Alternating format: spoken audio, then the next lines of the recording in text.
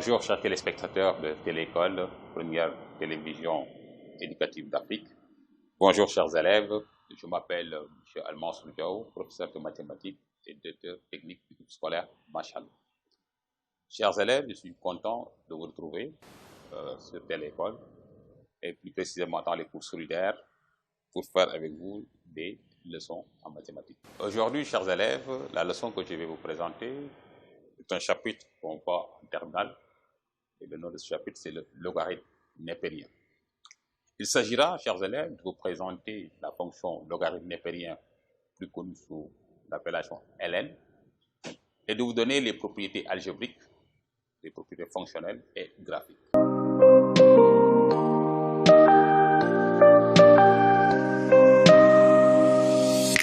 Chers élèves, comme je l'ai dit tout à l'heure, la leçon d'aujourd'hui porte sur le logarithme népérien.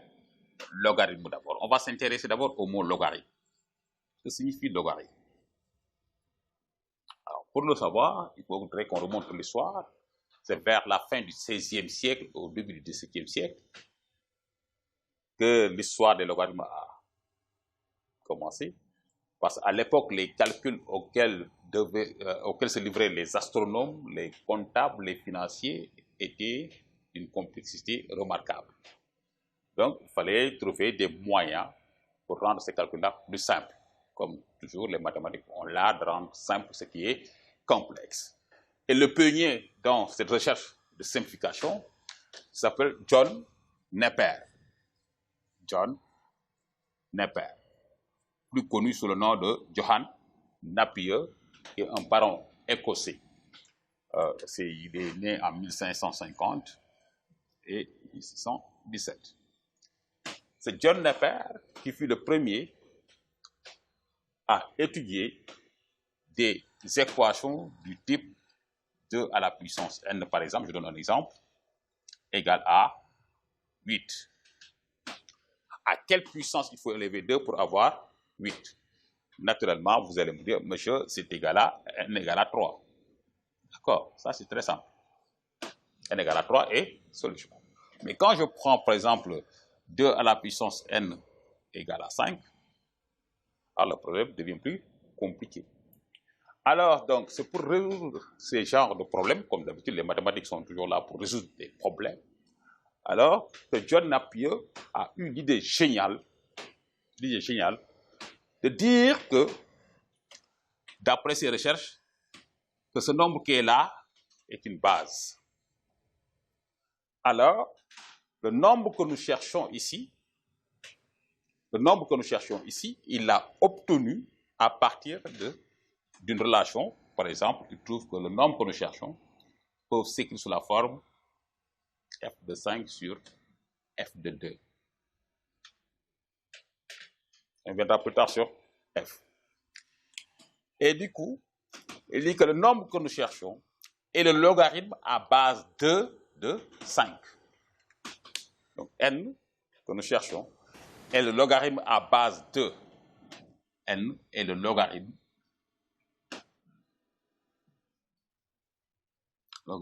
à base 2. À base 2 de n. L'histoire est très longue à expliquer, mais je l'ai résumé. N est le logarithme à base 2 de n, de 5. Seulement, n est le logarithme à base 2 de 5. Voilà. Et il a commencé à travailler pour élaborer des tables logarithmes qui avaient remplacé les tables trigonométriques. Vous vous rappelez, chers élèves, en troisième, il y avait les tables trigonométriques. Mais avec l'intervention de John Napier pour résoudre ces problèmes-là, il créa, avec son ami Henry Briggs, les tables logarithmiques.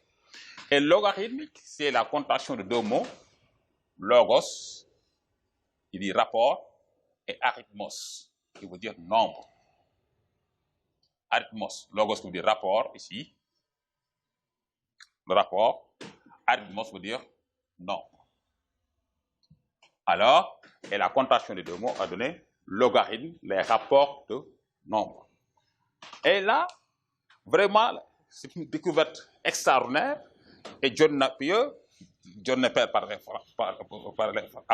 parlait français, avait vraiment sorti les mathématiciens et les savants de l'époque d'une impasse pour pouvoir résoudre ces équations-là en disant ce qu'il avait appelé logarithme, avec sa table logarithmique. Donc, il avait compris que tout ce qui s'opère par la voie, par la multiplication dans une progression géométrique, s'opère aussi par la voie de l'addition dans une progression arithmétique. Et John Napier est l'inventeur des logarithmes. Avec son ami Henry Briggs, ils ont écrit les tables logarithmiques. Et plus tard, des mathématiciens comme Wingate et Gunther ont élaboré les règles de calcul. Et l'invention des logarithmes a marqué un tournant dans les sciences d'une manière générale. Et John Kepler avait dit ceci: je résous la question grâce au bienfait des logarithmes. Je ne vois pas quelque chose qui est supérieur à la théorie de Napier. Et Pierre-Simon de Laplace, moi, je reprends cette fois. L'intervention des logarithmes était vraiment extraordinaire à l'époque et a marqué le développement de la science, que ce soit en astronomie, dans les finances, dans les calculs comptables, en physique. Ça a permis à beaucoup de savants de pouvoir faire des calculs rapides. Et John Kepler était tellement ébahi devant la découverte de John Napier et avait écrit ceci: je résous les équations grâce au bienfait des logarithmes. Je ne vois pas une chose qui est supérieure à la découverte de John Napier. Et Pierre-Simon de Laplace ajouta: l'invention des logarithmes a permis de simplifier les calculs et doubler, ainsi dire, la vie des astronomes. Donc, beaucoup de savants à l'époque magnifiaient la découverte de John Napier parce qu'il permettait de passer des multiplications aux additions. Donc, et plus tard, les règles de calcul que nous allons voir aujourd'hui ont été inventées, créées, sans pour autant que ça n'intéresse à John Napier. Et on parle de logarithme. Tout à l'heure, j'ai dit que n qui est là est le logarithme à base 2 de 8.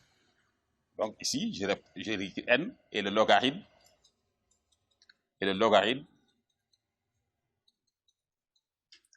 à base de 8.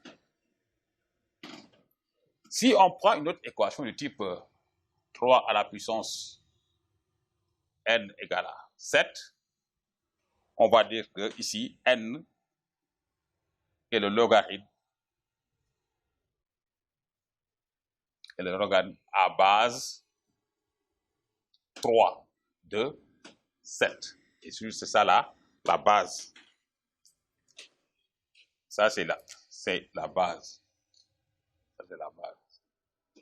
Et si on va voir nos amis chimistes, si on a 10 à la puissance n égale à, par exemple, 20, ou bien égale à 21, par exemple, alors, pour chercher n, on va dire que n est le logarithme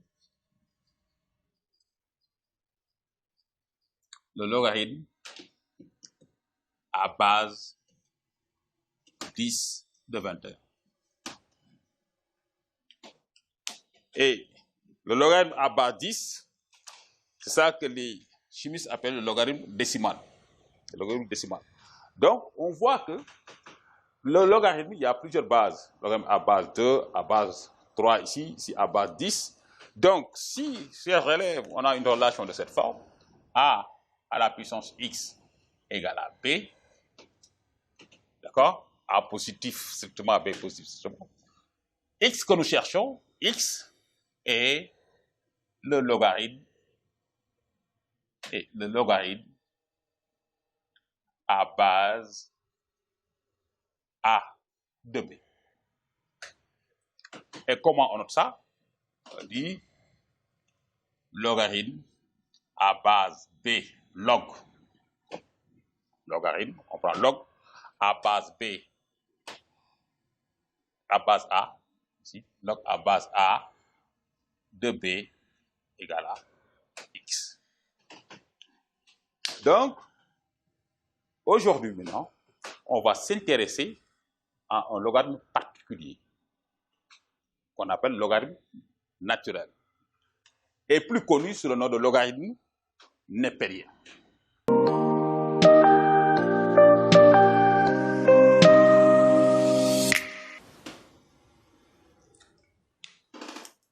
Logarithme népérien. Alors, ce logarithme-là est appelé népérien en hommage au pionnier de cette découverte, John Napier. Népérien, c'est le nom de John, de l'inventeur Népère. Donc, comme c'est lui l'inventeur, on dit logarithme népérien, les rapports des nombres de Népère.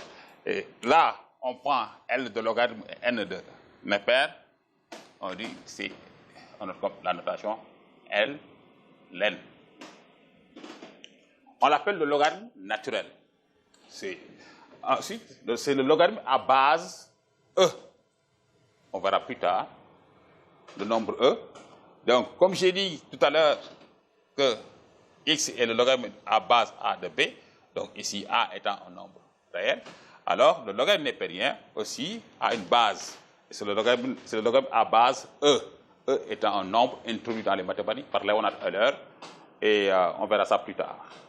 Alors, donc voilà, chers élèves, le logarithme népérien. Et je vais vous présenter cette nouvelle fonction usuelle. Petit temps, présentation.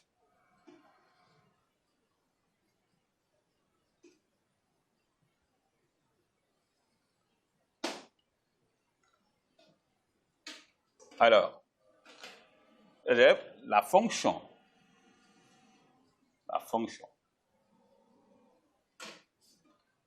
logarithme népérien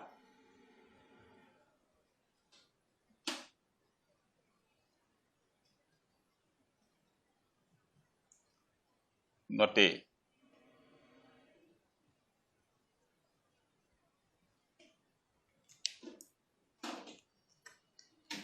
Ln, c'est un L minuscule.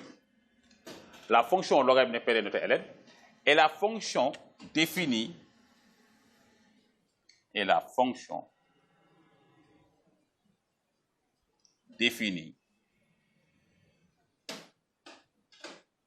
dérivable. La fonction définie est dérivable sur 0 plus l'infini, qui a pour dérivée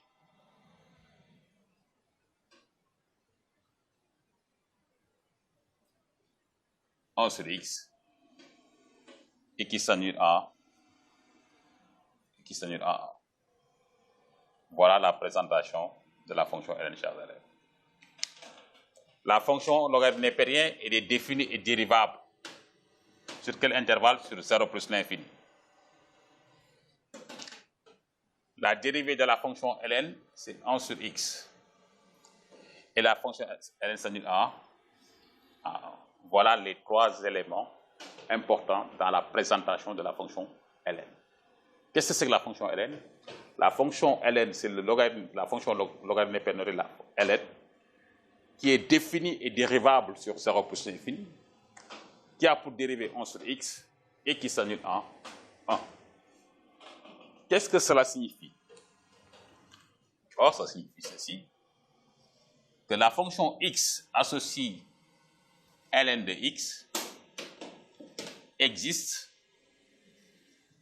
si et seulement si x doit être strictement supérieur à 0. Ça signifie. La fonction est définie sur 0 plus l'infini. Donc, cette nouvelle fonction qui vient dans l'univers des fonctions en mathématiques, elle ne transforme pas les nombres négatifs. Elle ne transforme pas 0 aussi. Donc, si on a une valeur ici, la valeur là doit être strictement positive. Du coup, on ne peut pas écrire, chers élèves, ceci. Ln de moins 2, par exemple, ça n'existe pas. Ln de 0 aussi, on ne peut pas l'écrire. Donc la fonction ln transforme uniquement les valeurs qui sont strictement supérieures à 0. Ensuite, la fonction x associée ln de x est dérivable. Sur 0 plus l'infini. Et quel que soit x appartenant à 0 plus l'infini, la dérivée de ln de x, chers élèves, est égale à 1 sur x. Et troisième point, on vous dit que salut à 1, c'est-à-dire que le logarithme népérien de 1 égale à 0. Et chers élèves, il faut remarquer sur votre machine, sur votre calculatrice, il y a une touche ln. C'est cette touche-là que vous allez utiliser pour calculer les valeurs avec ln, ln de 2, ln de 3, avec une certaine précision. D'accord? Donc, chers élèves, voilà la présentation de la fonction ln. La fonction ln est définie sur 0 plus l'infini. Donc, ln de x existe lorsque x est positif, strictement. ln de x est dérivable sur 0 plus l'infini. Sa dérivée est égale à 1 sur x. Et ln de 1 égale à 0. C'est à retenir, chers élèves. Ça, c'est à retenir.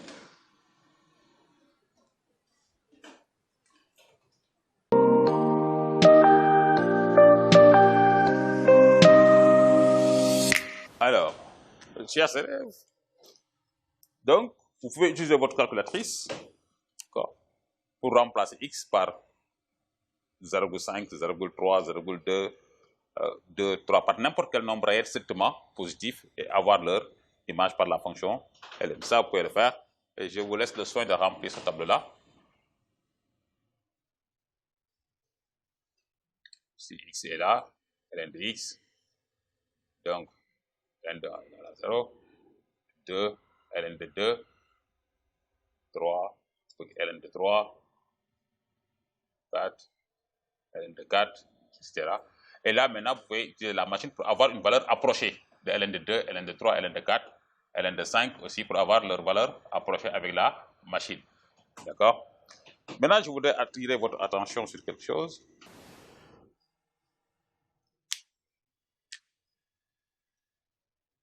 Attention. Alors, quand vous écrivez ln de A plus B, par exemple, ceci, c'est différent de ln de A plus B. Faites très attention, chers élèves. Ici, on a pris le logarithme de A, ln de A. Le B n'en fait pas partie. Or, ici, c'est le logarithme de A plus B. Donc, dans cette écriture-là, ici, il faudrait que A plus B soit strictement supérieur à 0. Mais dans cette écriture ici, il faudrait seulement que A soit strictement supérieur à 0. Voilà une différence fondamentale.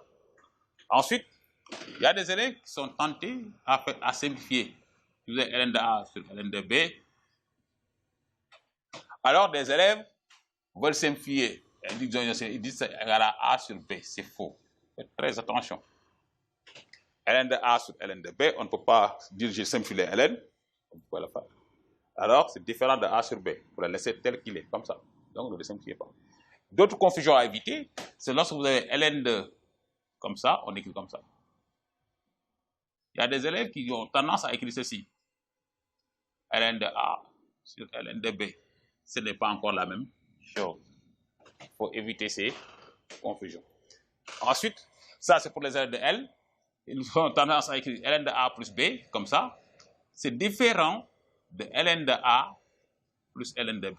Ce n'est pas la même chose. Donc faites très attention à ce que j'ai écrit ici. Donc toutes ces écritures-là, il ne faut pas les confondre. Ce n'est pas la même chose. Cette écriture n'est pas la même chose que celle-là. Cette écriture aussi n'est pas la même chose que celle-là. Et aussi ici et là aussi. Donc il faut faire très attention.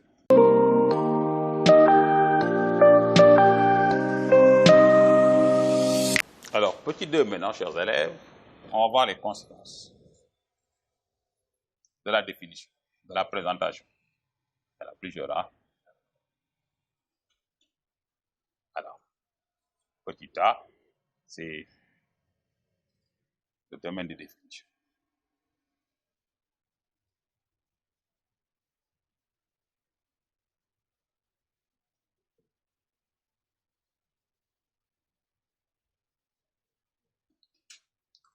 domaine de définition. Donc, on rappelle que la fonction x associe ln de x est définie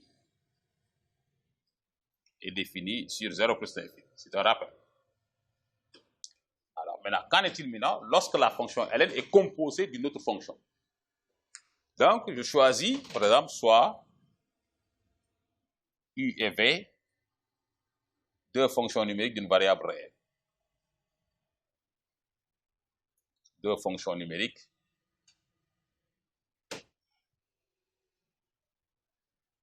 d'une variable réelle.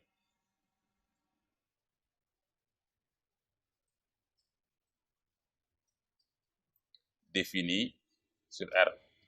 On prend. Alors. Donc, ces fonctions-là sont définies sur R. Et ces fonctions sont composées à la fonction ln. Comment faire pour déterminer le domaine de définition? Alors, chers élèves, si vous avez une expression comme ça, je vais l'écrire de façon très simplifiée, hein, il ne faudrait pas me tenir, il ne faut pas tenir beaucoup de rigueur à ça. Si vous avez ln de u, il y a ln composé avec la fonction u. ln de u existe si et seulement si il faudrait que vous posez u strictement supérieur à 0, chers élèves. Alors, pourquoi on a fait ceci? On a voulu appliquer ce que vous avez vu en première, comment déterminer le domaine de définition de la composée de fonctions f rond g. Alors, cette écriture, c'est la composition de la fonction ln et de la fonction u. Donc, u étant défini sur R, ln est défini sur 0 plus l'infini, donc ln de u est défini lorsque u est strictement positif. Donc, ici, c'est pour vous expliquer. À chaque fois que vous avez ln de quelque chose, ici, une fonction, alors, sa condition d'existence, pour déterminer sa condition d'existence de moins, il faut poser u strictement positif. Je peux donner un exemple, ici, exemple 1.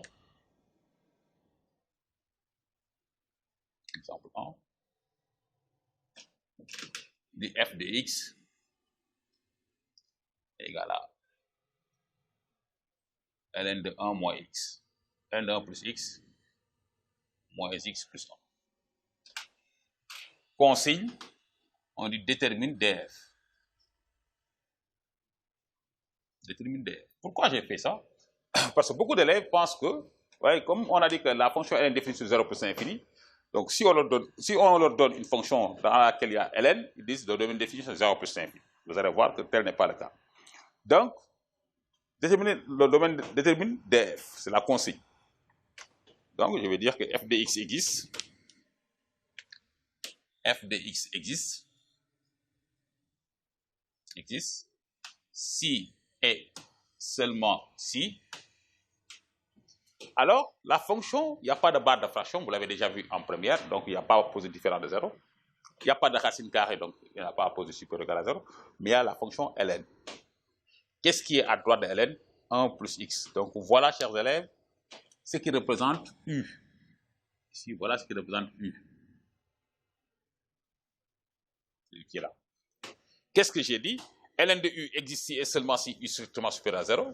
Donc, ici, la condition d'existence, il faudrait que 1 plus x soit supérieur strictement à 0. Et la solution de cette inéquation, chers élèves, est le domaine de définition. Et en résolvant ceci, donc 1 plus x est supérieur à 0, et qui va dire que x doit être supérieur à moins 1. Donc le domaine de définition de la fonction, c'est l'intervalle moins 1 plus l'infini. Vous voyez bien, chers élèves, que ce n'est pas 0 plus l'infini. Donc si vous avez une fonction dans laquelle il y a ln de u, alors cette fonction, il faudra poser u supérieur à 0. Maintenant, si vous rencontrez en même temps des dénominateurs, il faudra poser des dénominateurs différents de 0. Si vous rencontrez des racines carrées, il faudra poser ce qui est à l'intérieur de la racine supérieure égale à 0.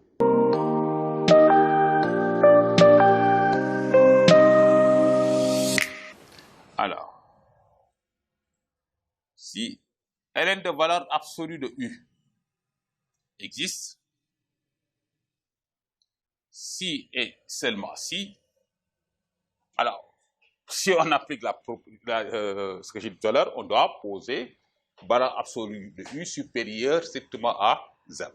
normalement, on devait poser valeur absolue de U supérieure à 0. Mais comme, quel que soit valeur absolue est supérieure ou égale à 0, ça, c'est une propriété, la valeur absolue est toujours supérieure ou égale à 0.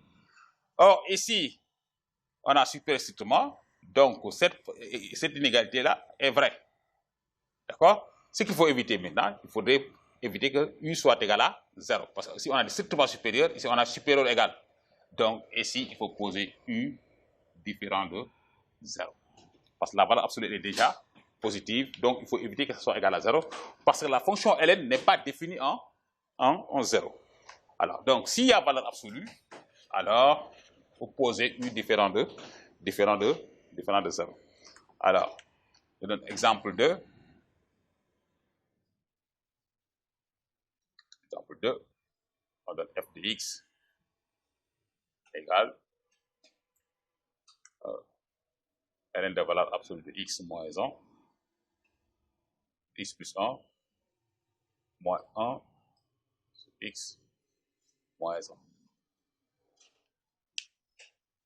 Consigne détermine df. Détermine df. Alors, donc ici on va écrire que f de x existe. F de x existe si et seulement si j'ai ln, mais là j'ai des barres de valeur absolue, donc j'ai ln de valeur absolue de x plus 1. Donc ici voilà U. U est là. Et il est entre les barres de valeur absolue. Par conséquent, si on va appliquer cette proposition-là, donc on va écrire que x plus 1 va être différent de 0. Voilà. Mais est-ce que c'est la seule condition qu'il faut poser? Attention. Ici, il y a une barre de fraction. On l'a dit depuis la première. Si vous avez un dénominateur, il faut regarder le dénominateur et poser aussi le dénominateur différent de 0. Donc, s'il y a et deux conditions, et x moins 1 va être différent de 0. Donc, vous avez ceci, x plus 1 différent de 0, x moins 1 différent de 0.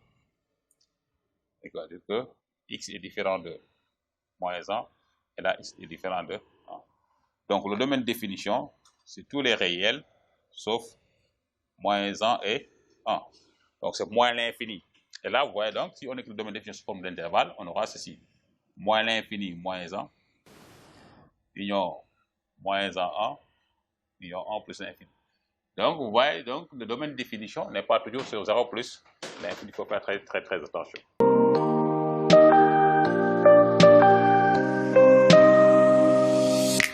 Chers élèves, maintenant, on a le cas ln de u sur v. Un quotient. Ln d'un quotient. Donc, ici, c'est tout le quotient qui est dans ln. Donc, ln concerne tout le quotient.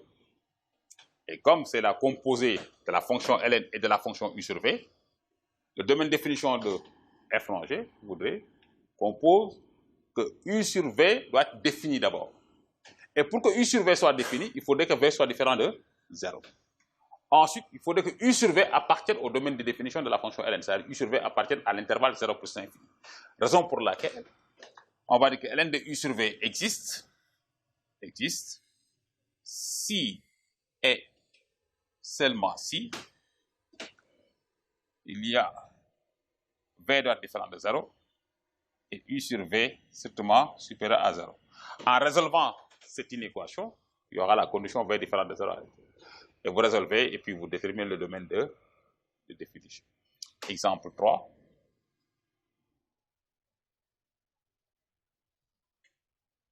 On donne f de x égale à x ln de 2x sur x moins 1. Donc, consigne détermine df. Détermine le domaine de définition de f. Alors, je vais écrire que f de x existe si et seulement si Donc, il faudrait que x moins 1 soit différent de 0 et 2x sur x moins 1 soit supérieur à 0. Donc, x moins 1 différent de 0, équivaut à dire que x est différent de 1. Ensuite, je pose le numérateur égal à 0, 2x égale à 0, ceci équivaut à dire que x est égal à 0. Donc, je pose le numérateur égal à 0 juste pour avoir la valeur qu'il a dit. Ensuite, je fais un tableau de signes. Je fais un tableau de signes. Un tableau de signes. Obligatoirement. Pourquoi? Parce qu'à chaque fois que vous devez résoudre, chers élèves, une équation quotient, il faut faire un tableau de signes quand même. Alors là, je fais un tableau de signes, x, et je mets moins l'infini, je place 0, et je place 1 ici, plus l'infini. Là, je place le numérateur, 2x. Là, je place le dénominateur, x moins 1. Et là, je place le quotient 2x sur x moins 1.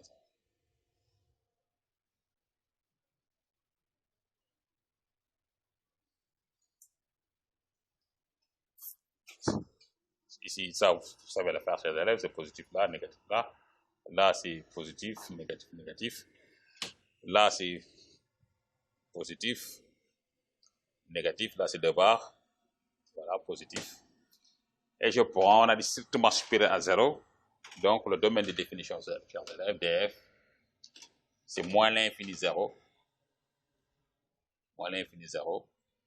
Union en plus l'infini. J'ai ouvert le crochet en 0 parce que l'inégalité sont strictes. Et j'ai ouvert le crochet en 1 parce que histoire différente de 1. Et là, c'est le domaine de définition de cette fonction-là.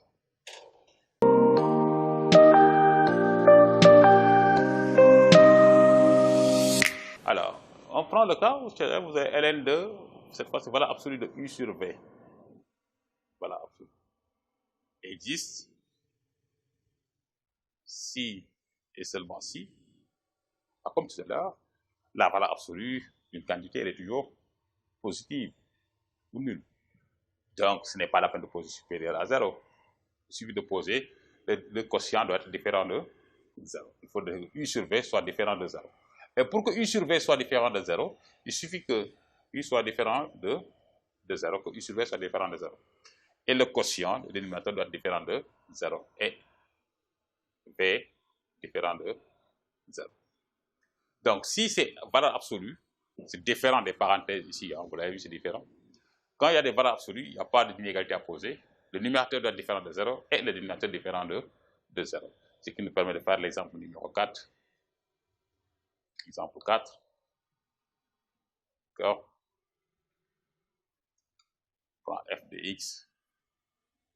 Voilà, x moins 1 moins ln de valeur absolue de x moins 1 sur x moins 2 sur x plus 2. Consigne, on dit détermine df. Détermine le domaine de définition df. Alors, chers élèves, tu dis donc f de x existe. F de x existe si et seulement si. Et s'il n'y a que la fonction ln qui est là, et là on a des valeurs absolues, donc je vais dire, il faudrait que x moins 2 soit différent de 0 et x plus 2 soit différent de 0. Et là, j'obtiens ceci, x moins 2 différent de 0, x plus 2 différent de 0. Ceci équivaut à dire que x est différent de 2 et x différent de moins 2. Donc le domaine de définition ici, c'est tous les réels, sauf moins 2 et 2. Voilà.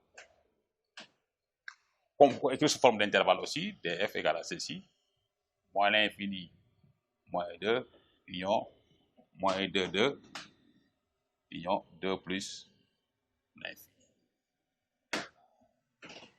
D'accord.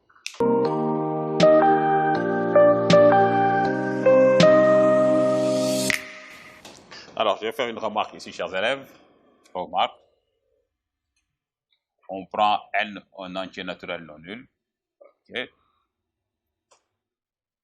Yeah. Voilà, n un entier naturel quelconque. Alors, on veut, si n est pair, alors ln de u à la puissance n existe si et seulement si u différent de 0. C'est clair. Comme par exemple, vous avez la fonction x associe ln de x moins 1 au carré. Alors, existe si et seulement si un x moins 1 différent de 0. Et bien sûr, parce que le carré est déjà positif, donc ce n'est pas la peine de poser supérieur à 0. Donc si n est pair, ln de u à la puissance n existe si u est différent de 0. Si n est impair,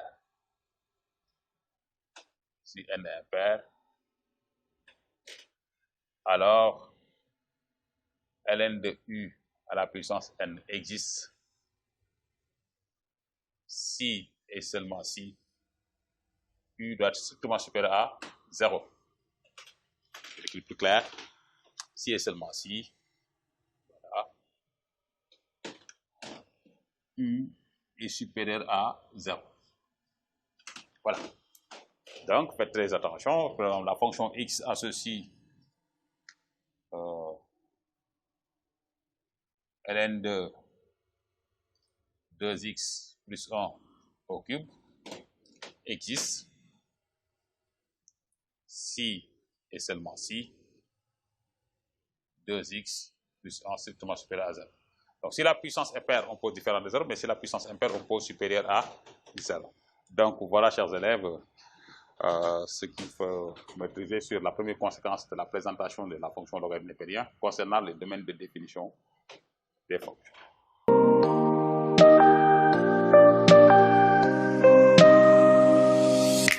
Petit b, donc les variations de la fonction ln. La fonction x associe ln dx. On a dit tout à l'heure dans la définition, dans la présentation, que la fonction x associée ln dx est dérivable sur 0 plus l'infini. Et quel que soit x appartenant à l'intervalle 0 plus l'infini, on avait dit que la dérivée de ln dx, ne l'oubliez pas, chers élèves, est égale à 1 sur x. Et comme vous le constatez, chers élèves, sur 0 plus l'infini, la dérivée est strictement positive. Donc, la fonction ln, elle est strictement croissante sur 0 plus l'infini. Donc, on peut dire que la fonction ln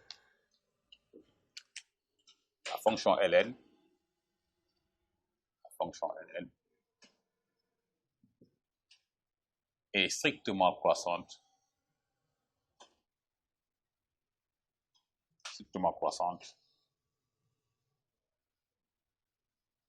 sur 0 plus l'infini. La dérivée est positive sur 0 plus l'infini, est strictement croissante sur 0 plus l'infini. Et on peut faire le tableau de variation.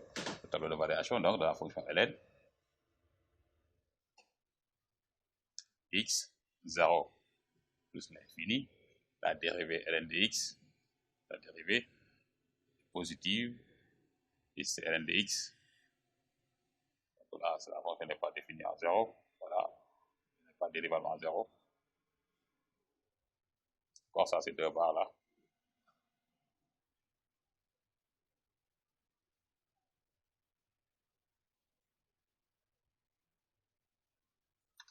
Et elle est positive. Et la fonction, elle est croissante. Donc, on va compléter le tableau plus tard, quand on verra les limites en 0 plus et les limites en plus 9. Voilà donc l'évaluation. Mais qu'est-ce que ça nous permet de déduire? La fonction est strictement croissante, donc Si on prend deux nombres ici, A et B, leurs images sont rangées dans le même ordre. Ici, c'est ln de A, et là, c'est ln de B. Alors, donc, ça veut dire, si on prend un nombre réel A strictement positif, et B strictement positif, on voit que les images sont rangées dans le même ordre que les antécédents. Donc, si vous avez ln de A inférieur ou égal à ln de B, ceci équivaut à dire que A est inférieur ou égal à B, car la fonction ln est strictement croissante. Voilà une conséquence que vous allez utiliser dans la résolution des inéquations. Donc, si vous avez une égalité entre deux ln, comme disent des élèves de CRL, on enlève les ln, on obtient A inférieur ou égal à B. Et enlever, il ne faut pas le dire, hein, ici, parce que la fonction, elle est croissante. Et si la fonction, elle est croissante, les images, si vous regardez, les images sont rangées dans le même ordre que les antécédents. Donc, ln de A est plus petit que ln de B, donc l'antécédent de A est plus petit que l'antécédent de B. C'est la seule raison. Maintenant, pour des facilités, certains disent, oui, on enlève ln. Donc, là, on peut faire un exemple de ça.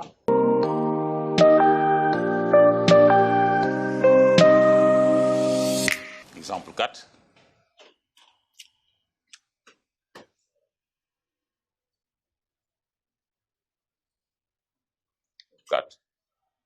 On résout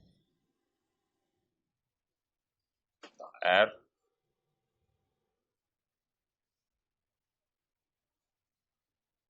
ln de x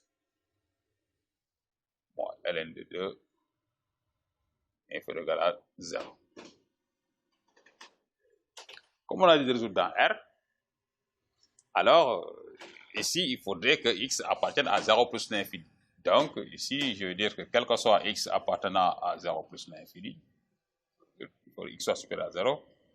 Donc, ln de x moins ln de 2 inférieur ou égal à 0. Ceci équivaut à dire que ln de x est inférieur à ln de 2. Et comme la fonction ln est strictement croissante sur 0 plus l'infini, je peux dire que x est inférieur ou égal à 2. Donc, la solution, c'est quoi? La solution S, c'est l'intervalle 0,2. Alors, je vais l'expliquer ici. Je vais tracer la droite derrière. 0 est là. Et le domaine d'existence de l'équation, c'est de 0 à plus l'infini. Donc, tout ceci n'appartient pas. Donc, là, je dois résoudre une équation. Et là, j'ai trouvé x doit être inférieur ou égal à 2. Donc, voilà 1, voilà 2. Inférieur ou égal à 2, c'est cette partie-là. D'accord? Et je ne peux pas continuer. Et là, ceci n'est pas x inférieur ou égal à 2. Donc, on voit que la solution, c'est ici, cette partie. Ici. D'accord? Alors, donc, ici, on peut dire S égale l'intervalle 0, 2. Faites très attention.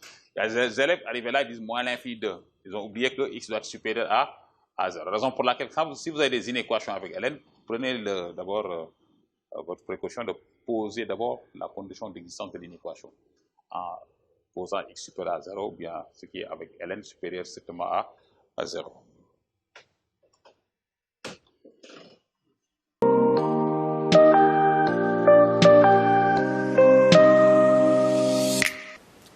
Alors, ici, donc, une remarque, soit U et V, deux fonctions.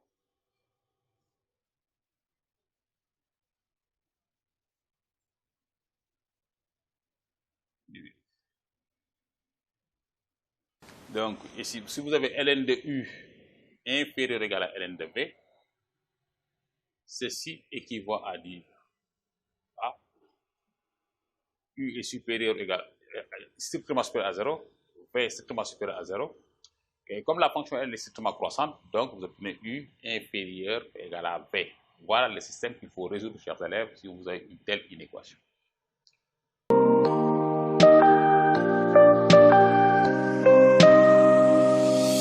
Petit c, la bijection.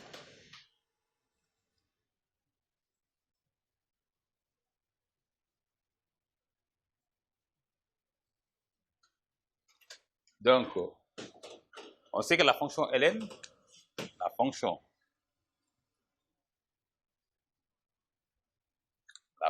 x associée ln de x est continue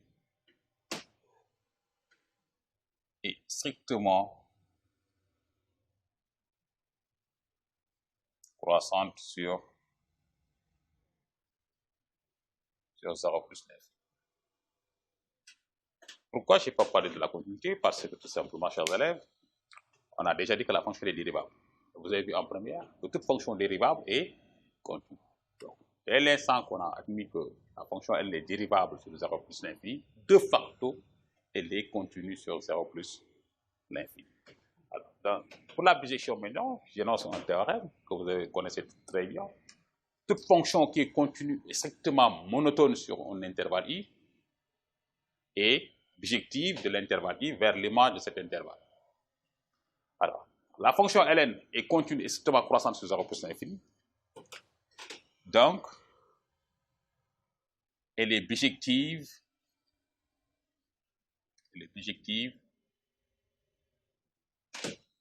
de 0 plus l'infini. Et on démontrera plus tard vers moins l'infini plus 9. Ouais. Ça, on va démontrer ça plus tard. Alors, mais qu'est-ce que cela nous permet de déduire? Une relation très importante. C'est-à-dire que quel que soit A appartenant à 0 plus l'infini, il a une seule image et chaque image a un et un seul antécédent. Donc l'équation f de x égale à k admet une seule et unique solution dans l'intervalle 0 plus l'infini. C'est ce que ça signifie. C'est-à-dire quel que soit k appartenant à R, il existe un unique x appartenant à l'intervalle 0 plus l'infini, tel que ln de x égale à k. C'est ce que ça signifie. Alors, ça nous permet d'écrire quoi? Que si on prend un réel A strictement positif et un réel B strictement positif, si on a ln de A égale à ln de B, alors équivalent A est égal à B, car la fonction ln est bijective. Car la fonction ln elle est bijective. Tout à l'heure, on a vu l'inégalité, car la fonction ln est strictement croissante. Donc l'inégalité, c'est ln de A inférieur égal à ln de B équivalent à A inférieur à égal à B, parce que la fonction ln est strictement croissante. Maintenant, si vous avez ln de A égale à ln de B, A égale à B, car la fonction ln est bijective.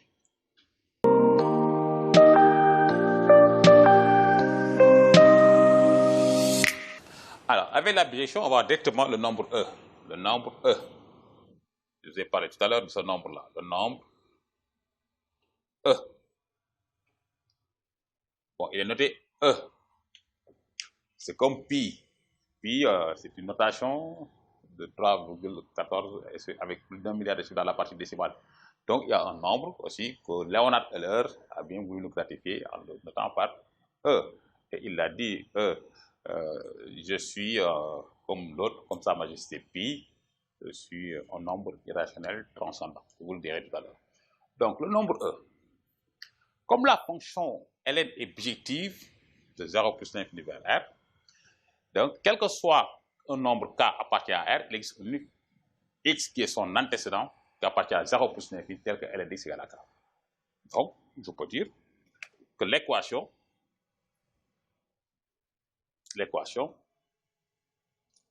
ln de x égale à 1 admet sur 0 plus l'infini une solution unique. Une solution unique. Et cette solution est notée. Et cette solution est notée E. Et chers élèves, E est un nombre irrationnel transcendant.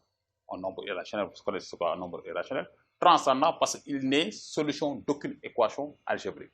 C'est un nombre qui draine au moins 400 millions de chiffres dans sa partie décimale. Raison pour laquelle on ne peut pas l'utiliser en voilà, ou n'importe comment.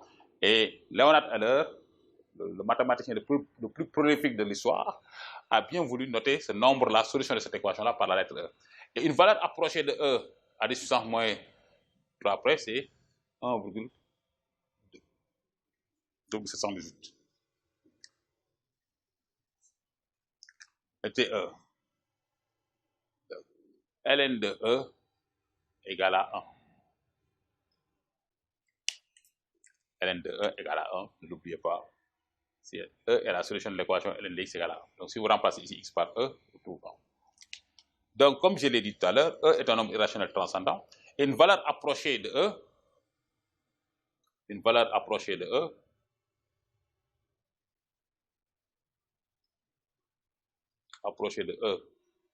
à 10 puissance moins 3 près, est 2,718.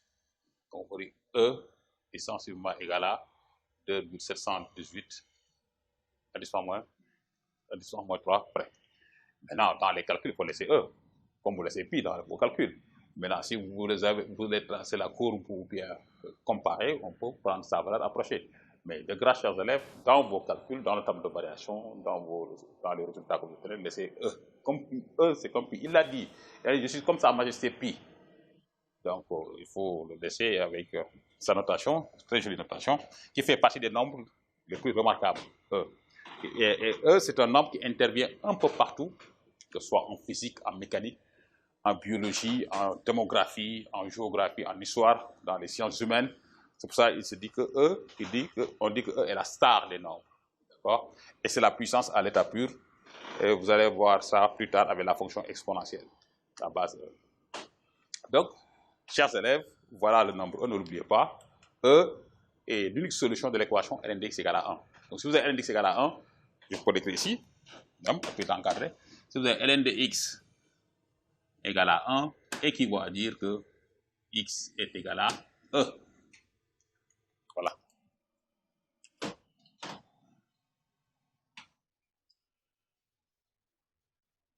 X est égal à E.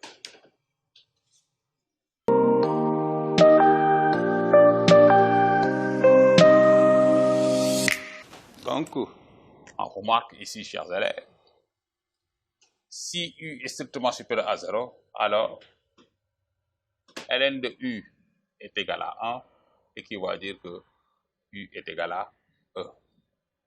Voilà. Donc, si U est positive, alors ln de U égale à 1, équivaut à dire que U est égal à E. Chers élèves.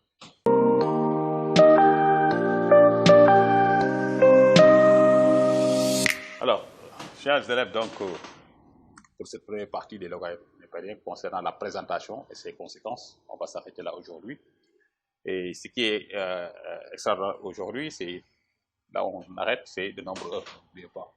Il fait partie des nombres les plus remarquables dans l'histoire des mathématiques. Et ce nombre-là est noté par E grâce à Leonhard Euler. Donc, on va continuer la deuxième partie du cours, les propriétés algébriques et les propriétés fonctionnelles au prochain cours, Inch'Allah. D'ici là, portez-vous bien, prenez soin de vous, chers élèves, respectez les mesures barrières, portez vos masques, respectez la distanciation physique, lavez-vous les mains régulièrement et mettez du gel hydroalcoolique. Il faut se barricader, chers élèves, protégez-vous, protégez vos proches, protégez vos parents et protégez vos grands-parents quand même. Qu'Allah subhanahu wa ta'ala nous bénisse et nous protège contre le mal, c'est par la grâce du prophète Mohammed sallallahu alayhi wa sallam. Prenez soin de vous, chers élèves. Merci.